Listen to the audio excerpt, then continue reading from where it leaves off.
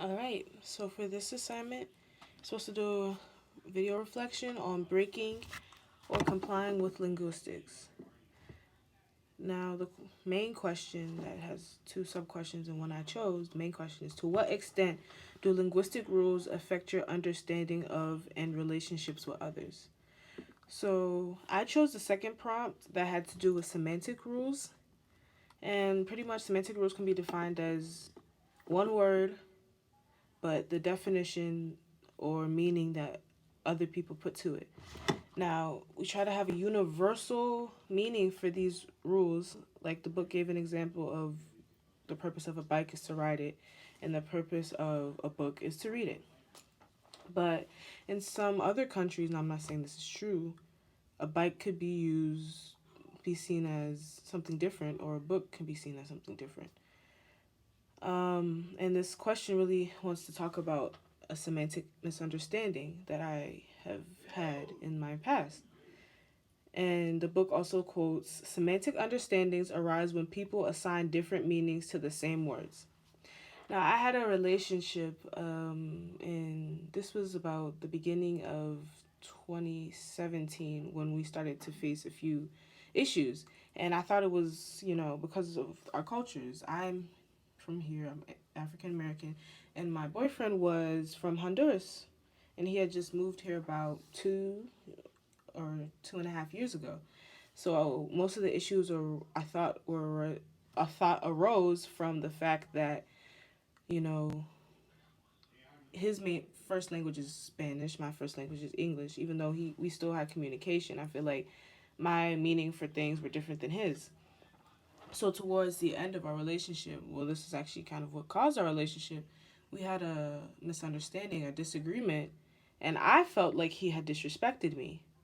So I decided to tell him that, until you apologize, I'm not going to talk to you, because I saw what he did was wrong, but for some reason he could not see that what he did was wrong. So it had been about 2 or 3 days, and he had texted me the next morning after I had told him that, he needed to leave me alone until he acknowledged the wrong in what he did. He had sent me a good morning text, and pardon me, I did not reply. Now, that same day, the next day at work, we worked together. I said nothing to him because, like I had told him, he needs to acknowledge that what he did was wrong, and I'm not going to just let him keep making the same mistake. So, a few days had passed, and I had got somebody else involved, and they had told me something about him that had made me mad. So, I was like, you know what, this ignoring thing is not going well, so I decided to text him. And he was like, oh, I thought that you ignoring me meant that we broke up. So you know how, relationships were. We had posted a few pictures on Instagram of each other, and I had his information to his Instagram. So he first thing he did, I think, was delete the pictures. And then he had changed his password on his Instagram. And so I was like, why is he doing that? And so then that's when I had talked to him. He was like, oh, I thought that you ignoring me for 2 or 3 days, pretty much meant that we broke up. So his definition of breaking up was, part of the reason was people stop talking to each other. So he thought breaking up is when my girlfriend, I guess, stops talking to me for a few days. My definition of breaking up is saying the words flat out, whether it be over text, in person, voicemail, whatever, over the phone. My definition of breaking up is saying the words out of your mouth. It can't really be through actions to me. Breaking up is saying, I don't think this is working out. I'm done with you. You did this, and now I don't want to be with you. The words are what makes it a breakup to me. So we had two different semantic rules, definitions for breaking up.